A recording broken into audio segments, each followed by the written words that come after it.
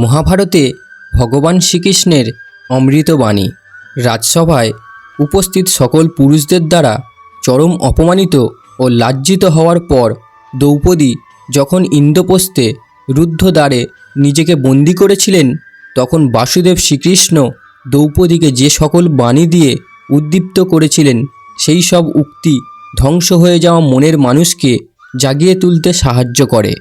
ভগবান শ্রীকৃষ্ণ সখী দ্রৌপদীকে বলছেন, সখী, নদীর জলে স্নান করলে সকলের পাপ মোচন হয়, কিন্তু নদী কখনো পাপযুক্ত হয় না। এতে অধর্ম ও পাপ করেছে কুরুরা। তুমি কেন নিজেকে পীড়ায় আচ্ছন্ন করে রেখেছ সখী? নদীতে ময়লা পড়লে সেই ময়লা নদী সমুদ্রের সাথে মিশিয়ে দিয়ে নিজেকে নির্মল রাখে। সকলকে ক্ষমা করে দাও এবং নিজের সকল দুঃখকে পরমাত্মার সাথে একীভূত করে নিজেকে গ্লানিযুক্ত করো। প্রতিশোধ কখনো ধর্ম হতে পারে না। প্রতিশোধ হলো অধার্মিকের অধর্ম। তুমি নিজের কথা ভাবছ সখী? একবার ভেবে দেখো, চক্রবর্তী সম্রাটের রানী হয়ে তোমার যদি এই পরিণতি হয়, তবে সাধারণ স্ত্রী লোকেদের কি পরিণতি হবে ওদের হাতে?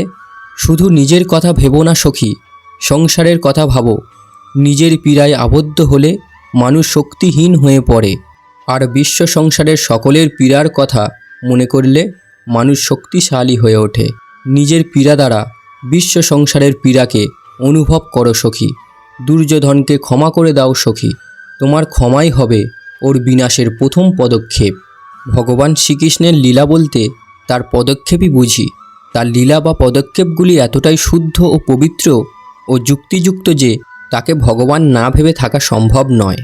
নররূপী নারায়ণ তিনি ভক্তের বন্ধু ও সখা কৃষ্ণ। তুমি যা বিশ্বাস করবে তুমি তাই হবে। মনকে যে জয় করে, মন তার সবচেয়ে ভালো বন্ধু, কিন্তু যে ব্যর্থ হয়, মন তার সবচেয়ে বড় শত্রু। তোমার অধিকার কেবল কর্মে, ফলে নয়। তাই ফলের আশা না করে নিজের কর্তব্য পালন করো। ধর্ম দেহের জন্য নয়, আত্মার জন্য। আত্মাকে পবিত্র রাখতে ধর্মের প্রয়োজন হয়। ভগবান শ্রীকৃষ্ণের এই বাণীগুলো আমাদের কর্মের প্রতি অনুরাগী হতে এবং নিঃস্বার্থভাবে দায়িত্ব পালনে অনুপ্রাণিত করে। ভগবান শ্রীকৃষ্ণের এই বাণীগুলি শুধু ধর্মীয় নয়, বরং প্রতিটি মানুষের জীবনের প্রতিটি স্তরে ব্যবহারযোগ্য একটি মহাজ্ঞান।